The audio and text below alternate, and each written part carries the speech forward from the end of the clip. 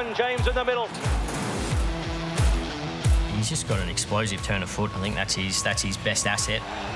Uncommon James, 100 metres to go, darting away.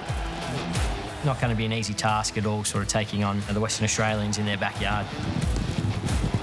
I tell you what, just given the status of the race, if we were to win, it'd have been my biggest achievement in my career. Smart win. Uncommon James won it well.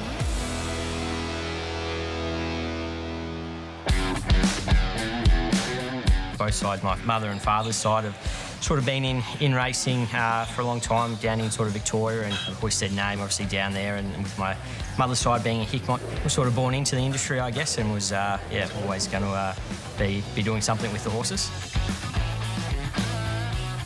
My wife, Caitlin, breeding Uncommon James. She took the punt with Cable Bay, sort of a more unfashionable stallion, and to be able to get the results of Uncommon James is big credit to her. You know, it's well documented that Cable Bay hasn't sort of cut the mustard down here, and he's been shipped off to India. It's one of those things, I think, just about every horse can usually get one. Just had to be a little bit patient for it, that's all. Set, and away they go. First time down in Melbourne. I think the race worked out, pretty well. He obviously bounced nicely from the gates and was able to just slot in and find some nice cover just behind the speed. It was probably, I suppose, vindicated that, yes, he is as good as we probably think he is. Uncommon James darting away. A bit of a test for him today, and that's been a real decisive performance. Oakley Plate Day, we sort of arrived there at Sandown, full of confidence. Uncommon James towards the outside, broke quickly. He gives you an electric feel when he does sort of extend at full flight.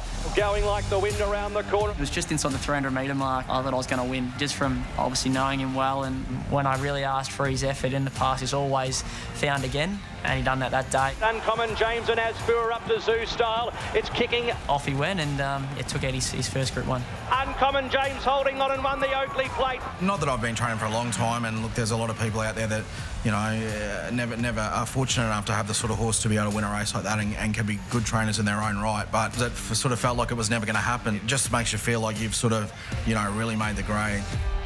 How he performed in the Oakley Plate was going to determine where he went to through the rest of the preparation. On the back of that, when we really committed to the Quokka was after that run in the Galaxy. He probably just showed he's still quite green and quite a little bit inexperienced, and obviously the next logical run would be the TJ Smith, and obviously you're taking on the best sprinters in the land there at weight for age, and we just felt he's probably not the finished product yet, that we're sort of another prep away from really seeing him at his best. So we just thought we'd sort of err on the side of caution and not really throw him in the deep end just yet, and thought that the Quokka would be a good fit. It really maps well with him getting out to the 1200 now. I think he's looking for that trip, and the big open space of Ascot should really suit him. I think he's going to be one of those horses too that only gets better and better the more racing he does. I don't think he's finished yet.